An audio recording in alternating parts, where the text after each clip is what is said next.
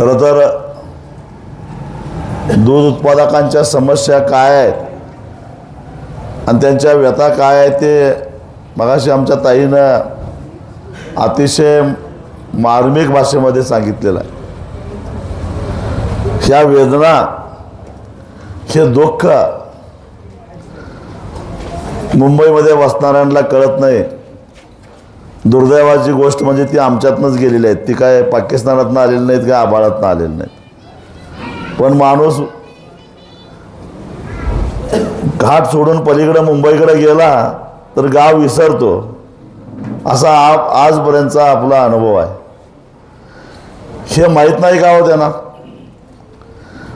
अहो ते कधी दिल्लीला गेले, परदेशात गेले, येता येता तहान लागली, पाण्याची एखादी बाटली विकत घेतली तर कमीत कमी 80 रुपये द्यायला लागतात एका बाटलीला.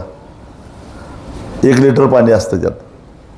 विमानतळावर पाणी जर का शुद्ध प्यायचं पाणी 80 रुपये लिटरनं मिळत असेल तर मग ज्याला अमृत म्हटलं जातं, पूर्णान्न म्हटलं जातं, त्याला 40 रुपये द्यायला ह्यांच्या बापाचं काय जातं?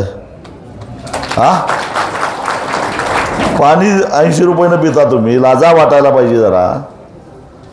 आणि आमच्या दुधाला 40 रुपये सुद्धा नाहीत. आणि वर म्हणायचं पूर्ण दूध हे पूर्णान्न आहे, अमृत आहे. आणि रागाच्या भरात आमच्या पोरांनी जर का रस्त्यावर ते सांडलं तर तुम्ही दूध सांडताय, तुम्हाला मस्ती आलेली आहे, अशी भाषा करायची. आता पाण्यापेक्षा दूध स्वस्त झाल्यानंतर मग आम्ही म्हटलं का कधी शुद्ध पाणी पावसाचं रस्त्यावर पडायला तेही गोळा करा? हा, पाणी म्हणजे बाटलीतल्या पाण्यापेक्षाही पावसाचं पाणी शुद्ध असतं का नाही? मग ते रस्त्यावर पडलंय, गटारीतनं वाहून जायला लागलंय, सरकारला कळत नाही काय? तेही गोळा करावं. ज्या दुधाला पाण्या एवढीही किंमत मिळत नाही त्या दुधात ते दूध का सांडता असं विचारणाऱ्यांना जरा तरी लाज वाटली पाहिजे. ही कैफियत आहे आमची, हे दुखणं आहे आमचं, ही आमची व्यथा आहे. किती काबाड कष्ट करायचे हो. कधी ज्याच्या गोट्यामध्ये 5-6 गायी आहेत ते बिचारा कुठं गावाला जात नाही, पाहुण्याकडे जात नाही, गेलं तरी धारा काढायच्या वेळी परत येतं. कुठं म्हणजे मनासारखं आजारी पडायची सुद्धा त्याला अधिकार नाही. आजारी पडलं तरी सुद्धा दुखणं अंगावर काढत काढत गायीची उसावर करावी लागते. हे का? तर या लोकांना शुद्ध आणि निर्भेळ दूध मिळावं म्हणून. वर आणि म्हणायचं की दुधामध्ये प्रचंड भेसळ आहे. मग भेसळ आहे तर पकडा की, आम्ही अडवलंय तुम्हाला. उलट आमची मागणी आहे दुधातली भेसळ पकडाच, ही आमची एकमुखी मागणी आहे. कारण उत्पादक भेसळ करत नाही, लक्षात ठेवा. उत्पादक भेसळ कशासाठी करल? त्याला त्या दुधामध्ये असणाऱ्या SNF आणि फॅटवर पैसे मिळतात. जेवढं SNF चांगला तेवढे पैसे जास्त, जेवढं फॅट चांगलं तेवढे पैसे जास्त. मग कशाला तो भेसळ घाल? त्याची भेसळ जास्तीत जास्त पाणी, याच्यापेक्षा काय करणार आहे ते बिचारा. पण शेतकऱ्याच्या गोट्यातनं दूध बाहेर पडलं की मग मात्र भेसळ किती होते हे त्यांना माहीत. मी तुम्हाला एक प्रश्न विचारतो. पेपरला आदनमधनं आपण बातम्या वाचतो, अमुक अमुक संघाचा एक टँकर पकडला अन्न भेसळ प्रतिबंधक खात्यानं, त्याच्यावर गुन्हा दाखल केला. पुढे काय झालं कधी कळालं काय? हा, बातमी येत्या फक्त पकडलं, पण त्याच्यावर कारवाई काय झाली? त्या संघाचं लायसन रद्द झालं का? ते तुरुंगात गेलं का? कारण अन्नामध्ये भेसळ करणं हा फौजदारी स्वरूपाचा गुन्हा आहे असं कायदा आहे, हे आम्हाला माहिती आहे. पण भेसळ करणारा तुरुंगात गेलेला कधी आम्ही काय ऐकलेलं नाही. म्हणजे हे खातं फक्त हप्ता गोळा करायलाच आहे का? त्यामुळं प्रत्यक्षामध्ये गोट्यामध्ये उत्पादित होणारं दूध आणि प्रत्यक्षात मार्केटमध्ये येणारं दूध याच्यामध्ये फार मोठी तफावत निर्माण झालेली आहे. आणि हे मधले लोक भेसळ करतात आणि आरोपाचं बोट मात्र उत्पादकांच्या दिशेनं दाखवलं जातं. म्हणून आम्ही म्हटलं की पहिला काय व्हायचं एकदम मुसक्या आवळाच, काही होत नाही. एकच तुम्हाला सांगतो, ज्या दिवशी सरकार प्रामाणिकपणानं या भेसळखोरांच्या मुसक्या आवळल त्या दिवशी आपोआपच मोर्चा न करता दुधाचा दर 45 रुपये झालेला असेल, हे लक्षात ठेवा. कारण बाजार हा मागणी पुरवठ्यावर चालत असतो. पुरवठा वाढला तर भाव पडतो, पुरवठा कमी झाला भाव वाढतो. दुधाचा पुरवठा वाढला तो या मधल्या लोकांनी केलेल्या या सगळ्या भेसळीमुळं. आणि म्हणून दूध उत्पादन करून कोण सुखी झालेलं नाही. मला इथं सगळ्यांचे चेहरे मी वाचायला लागलो आहे. सगळ्यांच्या चेहऱ्यावर काहीतरी वेदना आहेत, काहीतरी व्यथा आहेत, काहीतरी समस्या आहेत. दूध उत्पादक हा समस्येनंच ग्रासलेला आहे. पण दुधाचा व्यापार करणाऱ्याचा चेहरा बघा कसा आहे. एक वेळ सफरचंद फिकं पडेल पण ह्याचा गाल मात्र त्याच्यापेक्षाही गोल गरगरीत गुटगुटी दिसतात. कशामुळं तर या सगळ्या भानगडीमुळं. म्हणजे दुधावर असे हे सगळे बोके पोचलेले आहेत आणि या बोक्यामुळं खऱ्या अर्थानं आज दूध उत्पादक विटीस धरला जातोय. आणि त्यामुळं आपल्याला या सगळ्याच्या विरोधात संघर्ष करून ग्राहकांचं आमचं काय वाकडं नाही, परंतु ग्राहकांनी सुद्धा एक मानसिकता ठेवावी. तुम्ही सहजगत्या 75 रुपये 80 रुपये देऊन शुद्ध प्यायचं पाणी पिता, आणि मग दुधाचे पैसे देताना का खळखळ करता, याचा जरा तरी विचार करा. कारण 1 रुपयानं जरी दुधाचा दर वाढला विक्रीचा, लगेच बंबाबंब सुरू होते. आता विक्रीचा दर वाढल्याशिवाय आम्हाला तरी कसं मिळणार. पण तरीसुद्धा सांगतो, आज हे जे काही संकट निर्माण झालेलं आहे हे पावडर निर्माण करणाऱ्या कंपन्यांनी तयार केलेलं आहे. मी तुम्हाला सांगतो, हे कुणी केलेलं आहे? पावडर तयार करणाऱ्यांनी. त्यांनी दर पाडलेले आहेत. आज मगाशी सांगितलं त्या पद्धतीनं भेसळीचं म्हणा, तुमचं म्हणा, बाहेरनं आलेलं म्हणा, दूध एकूण राज्यामध्ये 1,70,00,000 लिटर दररोजचा दुधाचं एकूण प्रक्रिया होते. त्यातल्या 90 लाख लिटर दूध हे पिशवीतून ग्राहकांच्या घरामध्ये जातं. 30 लाख लिटर दूध हे काय करतं तर त्याच्यापासून रबडी, पनीर, दही, ताक हे वेगवेगळे आईस्क्रीम, कुल्फी यासाठी वापरलं जातं. म्हणजे 1,20,00,000 लिटर हे झालं.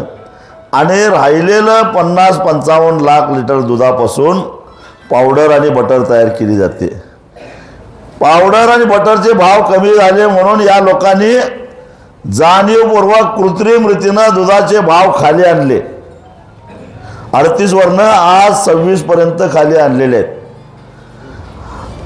म्हणजे बाकीचं 90 लाख लिटर जे काही पाऊचमधनं, पिशवीमधनं ग्राहकांच्या घरात जातंय, त्याचे त्यांनी विक्रीचे दर कमी केले का? नाही केले. दूध 38 वरनं 27 वर आलं, 26 वर आलं म्हणून आम्रखंड आणि श्रीखंड स्वस्त झालं का? नाही झालं. मग या केवळ 50 लाख लिटरमुळं संपूर्ण दुधाची बाजारपेठ उद्ध्वस्त करायचं पाप या पावडरवाल्यांनी केलेलं आहे. त्यांनी पाहिजे तर उत्पादन बंद करून ठेवायला पाहिजे. हे कमी होतं म्हणून की काय, आज दररोज 21 लाख लिटर दूध बाहेरच्या राज्यातून आपल्या महाराष्ट्रामध्ये येत असतं. गुजरातमधनं काही प्रमाणात येतं, मध्य प्रदेशमधनं येतं, इकडनं कर्नाटकातनं मोठ्या प्रमाणामध्ये येतं, आणि नांदेड भागात तेलंगणामधनं सुद्धा दूध येतं. आणि हे असं 21 लाख लिटर दूध बाहेर मिळतं. आता हे मी यासाठी तुम्हाला समजावून सांगितलं. आता पावडर निर्यात करा, तुम्हाला टनाला 30,000 रुपये देतो असं काल राधाकृष्ण विखे पाटलांनी घोषणा केली. किलोला 30 रुपये म्हणजे टनाला 30,000 रुपये. टनाला 30,000 रुपये देतो असं म्हणाले. आजही बाहेरच्या राज्यामध्ये तिथले कर्नाटक जवळजवळ 7 ते 8 रुपये सबसिडी देतं. आणि त्यामुळं तिथले शेतकरी स्वस्तामध्ये दूध देतात. ते दूध इकडं राज्यामध्ये यायला लागलं आहे. म्हणजे तिथलं दूध आणून हे पावडर करणार, निर्यात करणार, सबसिडी येणार, आमचा दर आहे तिथंच राहणार. याच राधाकृष्ण विखे पाटलांनी मला वाटतंय की 2 महिन्यापूर्वी एक फतवा काढलेला होता. 34 रुपयाच्या खाली कुणी दुधाची खरेदी करायची नाही. कुणी ऐकलं? कुणीच ऐकलं नाही. आदेश कागदावरच राहिला. आता मग या राधाकृष्ण विखे पाटलांचा 30 रुपयाच्या खाली कुणी खरेदी करायचं नाही हा आदेश, याची अंमलबजावणी होईल याची गॅरंटी काय? कारण मुळामध्ये किती रुपयाला दूध खरेदी करायचं हे ठरवायचा अधिकारच सरकारला नाही. त्यासाठी पहिल्यांदा राज्य सरकार करू शकत नाही कायदा, कारण मग बाहेरच्या राज्यातलं दूध येत आहे. त्याला केंद्र सरकारनं कायदा करायला पाहिजे. आणि केंद्र सरकारनं कायदा असा करायला पाहिजे की जसा मजुरांच्यासाठी कायदा आहे, किमान वेतन कायदा आहे की नाही, किमान वेतनापेक्षा कमी पगार जर का मजुराला दिला तर थेट आपल्यावर गुन्हा दाखल होतो आणि तुरुंगात जावं लागतं. त्या पद्धतीनं केंद्र सरकारनं किमान हमीभाव कायदा केला पाहिजे संसदेमध्ये. त्याचा मसुदा मी खासदार असतानाच्या काळामध्ये लोकसभेमध्ये मांडलेला आहे. किमान हमीभाव कायदा म्हणजे काय? उदाहरणार्थ मला वाटतं की यावर्षी सोयाबीनचा हमीभाव काहीतरी 4,900 रुपये काहीतरी, किती आहे, 4,500 रुपये काहीतरी केला आहे. 4,500 रुपये. 4,500 पेक्षा कमी किमतीत एखाद्या व्यापाऱ्यानं शेतकऱ्याचा सोयाबीन विकत घेतला तर ती थेट तुरुंगात जाईल. असा कायदा संसदेनं करायला पाहिजे. आणि कृषी मूल्य आयोग जे काय हमीभाव जाहीर करतं त्या यादीमध्ये दुधाचा समावेश करायला पाहिजे. तर मग आपल्याला गॅरंटेड दुधाचा भाव मिळेल. आणि यासाठी आम्ही देशभरातल्या सगळ्या संघटना मिळून भारत सरकारकडे संघर्ष करायला लागलोय. दिल्लीला जे काही 3 महिन्यापासून शेतकरी बसलेत ते याच मागणीसाठी. याचा अर्थ फक्त उत्तरेतल्याच शेतकऱ्यांची ती मागणी अशातला भाग नाही. त्यांना दिल्ली जवळ आहे ते तिथं बसले, पण देशातल्या सगळ्या शेतकऱ्यांचा त्या आंदोलनाला पाठिंबा आहे. कारण असा हमीभावाचा कायदा झाल्याशिवाय खऱ्या अर्थानं शेतकऱ्याला न्याय मिळणार नाही. म्हणजे एक तर कायमस्वरूपी हा प्रश्न सोडवायचा असेल तर स्वामीनाथन यांच्या सूत्रानुसार शास्त्रशुद्ध पद्धतीनं पहिल्यांदा उत्पादन खर्च काढला पाहिजे आणि उत्पादन खर्चाच्या 1.5 त्याला हमीभाव काढला पाहिजे. आणि त्या हमीभावापेक्षा कमी किमतीमध्ये कोणालाही शेतकऱ्याचा माल खरेदी करता येणार नाही असा कायदा संसदेमध्ये करणं गरजेचं आहे. आता राहुरी कृषी विद्यापीठाला 43 रुपये काढलं. 43 जाऊन 40 धरा. 40च्या 1.5 म्हणजे 60 रुपये होते. लक्षात ठेवा, किमान 60 रुपये. पण तो कायदा ज्या दिवशी होईल त्या दिवशी आपल्याला मोर्चा काढायची गरज भासेल, आपल्याला परिषद घ्यायची गरज भासेल. जसा मग उसालाच का, ऊसच एक लाडकं पीक का तुमचं? उसाला जसा कायदा आहे म्हणजे काय जगा वेगळं राजू शेट्टी सांगायला असं म्हणायचं कोणी कारण नाही. उसाला हमीभावाचं संरक्षण आहे, गॅरंटी आहे. सरकार जो उसाचा भाव जाहीर करतं तो भाव जर कारखान्यांनी दिला नाही, हिशेबात गफलत करतात हा भाग वेगळा, पण कायदा आहे. सरकारनं जाहीर केलेला भाव जर कारखान्यानं दिला नाही तर कारखान्याची मालमत्ता जप्त करून लिलावात काढून विकून शेतकऱ्याला पैसे देण्याची तरतूद कायद्यामध्ये आहे. मग तो एकाच पिकाला का? तो उसाबरोबरच भाताला का नको, दुधाला का नको, कांद्याला का नको, अन्य पिकाला का नको, सोयाबीनला का नको? असा कायदा व्हायला पाहिजे. आणि तो कायदा कुणासाठी? तर या देशातल्या सर्वसामान्य गरीब शेतकऱ्यांच्यासाठी. देशामध्ये एकूण जे काही खातेदार शेतकरी आहेत त्यातले 83% शेतकरी हे अल्पभूधारक आहेत. लक्षात घ्या, 83% शेतकरी हे अल्पभूधारक आहेत. आणि त्यांची उपजीविका त्या 2.5 एकराच्या जमिनीच्या पट्ट्यावरच आहे। आणि त्यामुळं या शेतकऱ्यांच्यासाठी हा कायदा करणं गरजेचं आहे। म्हणजे याचा अर्थ 17% मोठे शेतकरी आहेत का? मोठे शेतकरी नाहीत, काही कागदावर मोठे आहेत। 25 एकराचा डोंगर आहे, काय उपयोग त्याचा? असले काही म्हणजे काही पिकत नाही पण 7-12 मोठा आहे असे काढले तर, आणि परत 5-10 एकराचे शेतकरी काढले तर केवळ 4 ते 5% लोक हे मोठे शेतकरी आहेत। ते तरी कोण आहेत? तर ते शेतकरी नाहीतच। इकडनं तिकडनं पैसा आणायचा आणि जमिनी विकत घ्यायच्या, अवैध मार्गाने पैसा कमवायचा आणि जमिनी विकायचा त्यांना, आणि इन्कम टॅक्सला दाखवायला त्यांना जमीन लागते, कारण शेतीतल्या उत्पन्नावर टॅक्स नाही। ते काय खरे शेतकरी नाहीत, त्यांच्यावर काय ईडी लावायचं, सीबी लावायचं, CBI लावायचं, काय लावायचं लावा, कुठला प्राणी लावायचा तो लावा, आमचं काय म्हणणं नाही। पण या 83% शेतकऱ्यांच्यासाठी तुम्हाला हा कायदा करणं गरजेचं आहे आणि म्हणून भारत सरकारबरोबर भांडायला पाहिजे। आज आपल्या वाट्याला जे काय दारिद्र्य आलेलं आहे ते दारिद्र्य सरकार निर्मित आहे, लक्षात ठेवा, सरकारच्या धोरणामुळे आहे। आज आपल्या डोक्यावर जे कर्ज आहे ते कर्ज सुद्धा सरकारमुळे आहे, कारण सरकारच्या धोरणामुळं आपण उत्पादन खर्चापेक्षाही कमी किमतीमध्ये आपला माल विकायला लागलेला आहे। जसं दुधाचा उत्पादन खर्च 40 रुपयापेक्षा जास्त असताना आपण 26 रुपयाला दूध विकायला लागलेला आहे।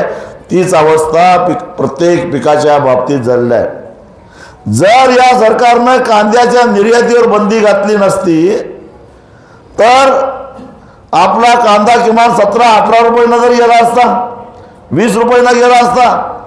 जगाच्या बाजारामध्ये आपल्या कांद्याला चांगली मागणी होती, यांनी निर्यात बंदी केली आणि कांदा उत्पादन करणाऱ्या शेतकऱ्यांचं वाटोळं झालं। सोयाबीनचे भाव 9,000च्या वर गेले होते, ते 10-11 हजार पर्यंत वाढत जाण्याची शक्यता होती। पण एखादं शुभ कार्य करायला जाताना काळं मांजर आडवं जावं तसं सरकार आडवं आलं आणि त्याने परदेशातून सोयाबीन पेंड आयात केली, पाम तेल आयात केलं आणि त्यामुळं सोयाबीनचे भाव 4200 पर्यंत खाली आले। मला सकाळीच विदर्भातनं एक फोन आलेला होता, अहो सोयाबीन 41 गेल्यात, काय करायचं, हमी भाव सुद्धा मिळणार झाला आहे। हे कशामुळे झालं तर सरकारच्या पाम तेल आणि सोयाबीन पेंड आयात करण्याच्या धोरणामुळे झालं। सरकारनं परदेशातून कापूस आयात केला, 12,000वरनं कापसाचा भाव 6,000वर आला। आता मका आयात करण्याचा निर्णय घेतलेला आहे, म्हणजे मका घेणाऱ्या शेतकऱ्याचं वाटोळं झालं। साखरेच्या निर्यातीवर बंदी घातली, त्यामुळं आपली साखर काही कारखान्याची 32-33 वर काय 35 वर काय विकायला तयार नाही। जर निर्यात बंदी घातली नसती तर या साखरेला कारखान्याला जवळजवळ 50-55 रुपये किलोला भाव मिळाला असता। मग 50 रुपये भाव मिळाल्यानंतर शेतकऱ्याला 4,500 रुपये मिळणं अवघड आहे का? म्हणजे तिथं आपल्याला 800-900-1000 रुपये सरकारच्या साखरेच्या निर्यातीवर बंदी घातल्यामुळं तोटा झालेला आहे। सरकारनं बासमती तांदळाच्या निर्यातीला बंदी घातली, भाताचा भाव कमी झाला। प्रत्येक गोष्टी बाबतीत असं केलं आहे। आणि आता सरकारनं काय निर्णय घेतलेला आहे? सरकारनं निर्णय घेतला आहे की 10,000 टन एवढी दुधाची भुकटी आयात करायचा 26 जूनला आदेश निघालेला आहे। मला हे केंद्रामध्ये राज्यामध्ये मंत्री असणारे लोक संध्याकाळी कुठला द्रव पितात मला काही कळालं नाही अजून। 26 जूनला केंद्र सरकारच्या वाणिज्य मंत्रालयानं आदेश काढला की आम्ही 10,000 टन दुधाची भुकटी आयात करणार आहोत। आणि 2 जुलैला म्हणजे बरोबर 6 दिवसांनी 2 जुलैला महाराष्ट्र सरकारनं घोषणा केली की आम्ही 15,000 टन दुधाची भुकटी निर्यात करणार आहोत। काय मेळ लागतोय? एकटं म्हणतंय 10,000 टन आयात करणार आहे आणि एक राज्य म्हणतंय आम्ही 15,000 टन निर्यात करणार आहे. मग मला सांगा कुठला द्रव त्यांच्या तोंडात? दूध तरी नसणार नक्की का? दूध पिऊन बोलले असतील असं? अरे काय मेळ आहे का नाही? मग एवढं एकट्या महाराष्ट्रामध्ये 20,000 टन एवढं दुधाची पावडर शिल्लक आहे असं म्हणतात. मग ज्यावेळी 26 जूनला अशा प्रकारचा आदेश निघाला त्यावेळी महाराष्ट्राच्या मुख्यमंत्र्याने तातडीनं सगळी कामं बाजूला ठेवून दिल्लीत जाऊन बसायला पाहिजे होता. या तुमच्या निर्णयामुळे माझ्या दूध उत्पादकाचा दर अजून खाली जाऊन 20-22 पर्यंत येईल. मी हे सहन करणार नाही, नाहीतर ही सगळी आमची पावडर तुम्ही विकत घ्या असं म्हणायला पाहिजे होतं. पण ती काय म्हणते, नाही आम्ही निर्यात करायला तुम्हाला 30,000 रुपये सबसिडी देतो. अरे तिथं दिल्लीला जाऊन विचारा की का आयात करताय? आमच्याकडे 20,000 टन अतिरिक्त दूध पावडर असताना तुम्ही का आयात करताय? पण आपल्यासारखं उत्तर प्रदेशमध्ये सुद्धा मोठ्या प्रमाणामध्ये पावडर शिल्लक आहे, गुजरातमध्ये मोठ्या प्रमाणामध्ये पावडर शिल्लक आहे. दलालांना पैसा कमावता यावा म्हणून ही सरकार आहेत का? म्हणून सरकारचं धोरण चालतंय का? याचा जाब आता तुम्हाला सांगतो पायातलं पायतान हातात घेऊन विचारला पाहिजे, कारण तोटा आपला व्हायला लागला हे लक्षात ठेवा. ते आपल्याला काय त्याचं असं म्हणून चालणार नाही, तोटा आपला व्हायला लागलेला आहे. मी मगाशी सांगितलं की हे जे का आपल्या वाट्याला दारिद्र्य आलंय ते आपल्यामुळं आलेला नाही आहे, आपल्या आळशीपणामुळं आलेला नाही आहे. धोरण दिल्लीत ठरतं, धोरण मुंबईत ठरतं, परिणाम आपल्याला भोगावे लागत आहेत. आणि म्हणून आज प्रत्येक शेतकऱ्याच्या चेहऱ्यावर एकच चिंता आहे की आता कर्ज कसं भागवायचं, देणेदाराला मागं कसं घालवायचं, काय त्याला तोंड द्यायचं, हप्ता कसा भरायचा, कसा भरणार. कारण शेतीचं उत्पादन घ्यायला जेवढा खर्च आलेला आहे त्याच्यापेक्षा जास्त कमी किमतीमध्ये, त्याच्यापेक्षा कमी किमतीमध्ये जर का त्यानं उत्पादित केलेला माल विकला असेल तर मग शेतीसाठी काढलेला कर्ज तो कसा फेडणार? तो फेडूच शकत नाही. आणि मग मला तुम्हाला एका विसंगतीकडे लक्ष वेधायचं आहे. काय विसंगती आहे? तुम्ही सारखा पेपरमधनं बातम्यामध्ये, टी व्हीमधल्या बातम्यामध्ये वाचताय, ऐकताय की या देशातल्या उद्योगपतींची कर्ज सरकारनं सोडून दिली, राईट ऑफ केली, म्हणजे सोडून दिली. आणि निर्लज्जपणे काय म्हणतात, माफ कुठे केली, राईट ऑफ केली. राईट ऑफ केली म्हणजे काय? राईट ऑफ केली म्हणजे सोडून दिली, त्याचा हिशेबात धरायचंच नाही, येणार नाही असं गृहीत धरायचं. सोसायटीच्या जनरल मिटिंगला, बँकेच्या जनरल मिटिंगला जाता की नाही, ताळेबंद वाचताना सेक्रेटरी काय म्हणतोय, संशयित बुडीत निधी, म्हणजे काय ती कधीच येणार नसते. तसं हे संशयित बुडीत कर्ज ही सगळी ही कधी वसूल होणार नाहीत. नफ्यातनं ही काढून टाकायची, NPA मध्ये टाकायचे, नंतर हिशेबात धरायचं. आणि हा तोटा, ही कुठल्या बँकेची कर्ज काढली जातात? राष्ट्रीयकृत बँकेतून कर्ज काढले जातात. HDFC किंवा ICICI सारख्या खाजगी बँका यांना कर्ज देत नाहीत उद्योगपतींना. हे कर्ज काढली जातात राष्ट्रीयकृत बँकेतून. राष्ट्रीयकृत बँका या सरकारच्या मालकीच्या, सरकारचं त्याच्यामध्ये भाग भांडवल असतं.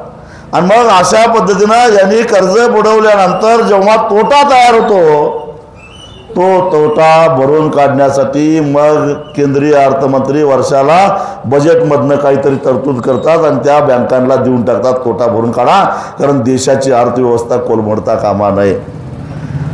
मग अर्थमंत्र्याच्या बापाचा पैसा आहे ते पैसा कोणाचा? जनतेचा, सामान्य माणसाचा. आपण महिन्याला भारत सरकारला 1,75,000 कोटी एवढा GST भरतो. महिन्याला 1,75,000 कोटी एवढा GST भरतो. त्यात सगळ्यात जास्त GST आपणच भरतो, कारण आपल्याला परतावा मिळत नाही. मिळतोय? गाईला औषध आणलं, GST किती आहे? 10-12% असेल त्याच्यावर, औषधावर 12%. आणि काय, दूध काढायला कॅन आणला, 10-12% GST असेल.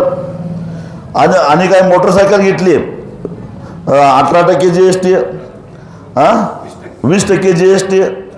PVC पाईप आणली, त्याच्यावर 12% GST, ठिबक सिंचन आणलं त्याच्यावर GST, रासायनिक खत आणलं त्याच्यावर GST, काही आणा तुम्ही, अगदी एखादा मेला तर पांढरं कापड आणला तरी त्याच्यावर GST आहेच पांघरायला. मेल्यावर सुद्धा GST आहे. मग ही सगळी GST आता आपल्यात आणि व्यापाऱ्यामध्ये आणि उद्योगपतीमध्ये काय फरक आहे लक्षात घ्या. आपली GST बुडीत, ती आपल्याला परत मिळत नाही. पण व्यापाऱ्याला GST भरली की आधी भरतो, नंतर पुढे विकल्यानंतर तो वसूल करतो, त्याच्या वाट्याला फक्त 3%च येतं. एखाद्या उद्योगपतीनं कच्चा माल खरेदी केला तर GST भरतो आणि पक्का करून विकताना पुन्हा GST वसूल करतो, त्यालाही 2-3%च होतं. आपल्या वाट्याला मात्र 20% GST. मग मला सांगा की या 1,75,000 कोटीमध्ये सगळ्यात मोठा हिस्सा कोणाचा? आपला आहे. म्हणजे आपलेच पैसे कर्ज माफ करून उद्योगपती मजा करायला, कर्ज काढायचं. मग सरकार काय म्हणतंय, त्यांना द्यायला नको का? कारण ते लोक हजारो कोटी रुपये कर्ज काढतात, उद्योगधंदे उभा करतात, त्यातून रोजगार निर्माण करतात आणि म्हणून आपल्या रिकाम्या हाताच्या पोरांना रोजगार मिळतो. मग मला सांगा, आम्ही शेती करतो म्हणजे काय तस्करी करतो? आम्ही 140 कोटी जनतेला 2 वेळेला सहजगत्या खायला उपलब्ध होईल हे अन्नधान्य निर्माण करतो, म्हणजे रोजगार निर्माण करण्या एवढंच अन्न देणाऱ्या सुद्धा महत्त्व तेवढंच आहे. मग गेल्या 10 वर्षामध्ये या देशातल्या उद्योगपतींनी 14,56,000 कोटीची कर्ज राईट ऑफ करून म्हणजे बुडवून टाकली. काही त्यातले देश सोडून पळून गेले. त्यांची संख्या 1,000 सुद्धा नाही, तरी त्यांनी 14,56,000 कोटी बुडवले. 80 कोटी शेतकऱ्यांचं कर्ज किती असेल हो? असून 4 लाख कोटी असेल फक्त. म्हणजे त्यांच्या चौथाई सुद्धा नाही आहे. आणि त्याचा फायदा किती लोकांना होणार आहे? 80 कोटी शेतकऱ्यांना होणार आहे. मग मला सांगा की शेतकऱ्याचा 7/12 कोरा करायला काय हरकत आहे? आणि म्हणून आता एक आम्ही मोहीम सुरू केलेली आहे की राष्ट्रपतीला एक पत्र लिहायचं. हे सगळं लिहायचं, कुठल्या पिकात आमचा किती तोटा झाला, माझी जमीन एवढी आहे, त्या पिकातनं एवढं, त्या जमिनीतनं एवढं उत्पन्न घेतलं, तुमच्या धोरणामुळं माझा एवढा तोटा झाला आणि त्यामुळे मी काढलेलं कर्ज फेडू शकत नाही. उद्योगपतींचाच न्याय आम्हाला लावावा, कारण संविधानानं या देशातल्या प्रत्येक नागरिकाला समान अधिकार दिलेला आहे. शेतकऱ्याला न्याय तोच उद्योगपतींना न्याय, उद्योगपतींना न्याय तोच शेतकऱ्याला न्याय. म्हणून मला या कर्जातनं मुक्त करा असं आता आपल्याला राष्ट्रपतीला कळवायचं आहे. ते फॉर्म आता तुम्हाला दिले जातील, ते भरून गोळा करून मी स्वतः राष्ट्रपतींची भेट घेऊन त्यांना तुमची सगळ्यांची कैफियत मांडणार आहे. कारण नुसतं दुधाला भाव देऊन चालणार नाही. शेतकऱ्यांची सर्वांगीण उन्नती करायची असेल तर शेतकरी उत्पादित करणाऱ्या प्रत्येक मालाला भाव मिळाला पाहिजे. आणि तो भाव मिळेपर्यंत आधीची जी घाण आहे ती पहिल्यांदा घाण साफ केली पाहिजे, तर खऱ्या अर्थानं शेतकऱ्याच्या जीवनामध्ये आनंद निर्माण होईल. आता सरकारनं हे 35 रुपये जाहीर केलं, 30 रुपये डेऱ्या देणार, 5 रुपये सरकार देणार. मला सांगा की 2017 साली सुद्धा आम्ही अशाच पद्धतीचं आंदोलन केलं होतं. त्याही वेळा सरकारकडनं 5 रुपये अनुदान घेतलं, पण त्यावेळी कसं घेतलं? प्रत्येक शेतकऱ्याला 5 रुपये मिळतील अशी दक्षता घेऊन. 17ला सगळ्याला मिळाले होते की 5 रुपये? सगळ्याला मिळाले होते. का? कारण ते पैसे डेअरीकडे आले होते आणि डेअरीला सांगितलं गेलं होतं की प्रत्येक ज्यानं दूध पुरवलंय त्याला ते पैसे द्यायचे आणि त्याचं रेकॉर्ड सरकारनं मागून घेतलेलं होतं. त्यामुळं कोणाही शेतकऱ्याची तक्रार झाली नाही की मला 5 रुपये सरकारचं अनुदान मिळालं. जवळजवळ 6 महिने अशा पद्धतीनं ते अनुदान चालू होतं. मग आत्ताच हे अटी निकष कशासाठी? काय अट? 3.5 पॅट 8 8.5 SNF असेल तरच अनुदान मिळणार, बरोबर आहे ना? आता काय करायचं? गाई पशुखाद्याच्या किमती एवढ्या वाढवून ठेवला आहे, ते फॅट आणि SNFचं गणित जमतच नाही हो. कसं जमणार? आणि त्यामुळे थोडं कमी, बरं 8.5 SNF आणि 3.5 SNF फॅटपेक्षा कमी दूध, हे कमी प्रतीचं दूध आहे का? ते काय आरोग्याला घातक आहे का? मग तसं असेल तर टोनड आणि डबल टोनड दूध बाजारात काय येतं? या प्रश्नाचं म्हणजे याचा अर्थ ते चांगलंच आहे. सांगा की, मला वाटतं टोनड दूध 2 फॅटचं असतं, डबल टोनड 1.5 फॅटचं असतं, 1.5 का 1 फॅटचं असतं. उलट ज्याला वजन कमी करायचं आहे, ज्याला व्यायाम करायला जमत नाही, ती माणसं डबल टोन दूध पितात. मग मला सांगा की हे चांगलंच आहे की आरोग्याला? मग तुम्हाला बाजारामध्ये 1.5 फॅट 2 फॅटचं टोनड डबल टोनड दूध विकायला चालतं. मग आमचा SNF थोडा कमी झाला, आमचा फॅट जरा कमी झाला, तर तुमच्या बापाचं काय गेलं? का? कशासाठी निर्बंध? कशासाठी हे नियम? कोण विचारणारा नाही म्हणून, कोण जाब विचारणारा नाही म्हणून हे धंदे अजिबात चालणार नाही. बरं, तुम्हाला देतो 3.5 फॅटचं दूध, पण बाजारामध्ये सुद्धा 3.5 फॅटच्या आत एक सुद्धा दुधाची पिशवी येता कामा नये, असा कायदा पहिल्यांदा करा. हा, त्यांचं चालतंय सगळं. ही टोनड दूध, डबल टोन दूध बंद झालं, अरे दुधाचा खप आपला अजून वाढणार आहे. पण त्यांना सगळी परवानगी. तुम्ही एकदा आमचा दर फॅट आणि SNF वर ठरवला म्हटल्यानंतर थोडंफार फॅट आणि SNF कमी झालं तर थोडा दर कमी होईल, याच्याशिवाय काय होणार आहे? पण तुम्ही त्याला अनुदान नाकारणार, त्याला कमी प्रतीचं म्हणणार. कमी प्रतीचं तर मग निकृष्ट प्रतीचं दूध तुम्ही का विकता? हे बाजारात काय येतं आणि सरकार याला का परवानगी देतं? याचं पहिल्यांदा सरकारनं उत्तर दिलं पाहिजे. आणि म्हणून हे आपल्याला काही परवडण्यासारखं नाही. अजूनही तुम्हाला सांगतो, सरकार घाबरलेलं आहे, शेतकऱ्याला घाबरलेलं आहे. का? तर शेतकऱ्यांनी लोकसभेमध्ये चांगला दणका दिलेला आहे आणि त्यामुळे सरकार चांगलंच घाबरून गेलेलं आहे. म्हणजे याचा अर्थ विरोधात आहेत ती एकदम सोन्यासारखी माणसं आहेत हे समजायचं काही कारण नाही. ती तसलीच आहेत, त्यांच्याकडून फार अपेक्षा करण्याचा अर्थ नाही. फक्त यांच्यातल्या भांडणाचा फायदा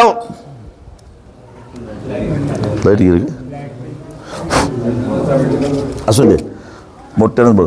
फक्त यांच्यातल्या भांडणाचा आपल्याला फायदा होतोय का एवढं बघायचं आहे आपल्याला. दोघांनाही काही करून आता ऑक्टोबरला विधानसभेच्या निवडणुका जिंकायच्या आहेत आणि सत्ता हस्तगत करायची आहे.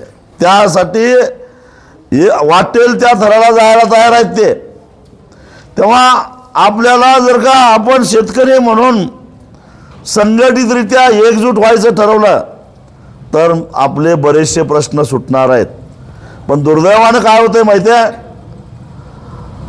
निवडणुका आल्या, आम्ही दूध उत्पादक राहत नाही, आम्ही शेतकरी राहत नाही, आम्ही ऊस उत्पादक राहत नाही, आम्ही वेगवेगळ्या कळपात जातो आणि आपलं जे दुखणं आहे ते दुखणं विसरून जातो. म्हणून आपल्याकडं कुणाचं लक्ष नाही. आता हे कळपा वेळपात जायचं सोडून द्या, सगळे चोर आहेत. त्यांना पैसे मिळाले की कधी पक्ष सोडतील काय सांगता येत नाही. त्यांना फक्त त्यांचा स्वार्थ साधला रे साधला. माझे बाप आहेत म्हणणाऱ्यांनाही बापाला सोडून जातात ते. त्यामुळं हे सगळेच सारखे आहेत, ते सोडून द्या. आता आपलं कसं, आपला दबाव गट जर का आपण तयार केला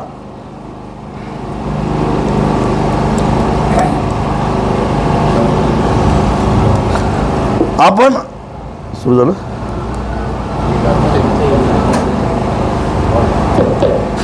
हॅलो आपण जर का आपला दबाव गट तयार केला मग मात्र दोन्ही आघाड्या आपल्या मागे लागतील.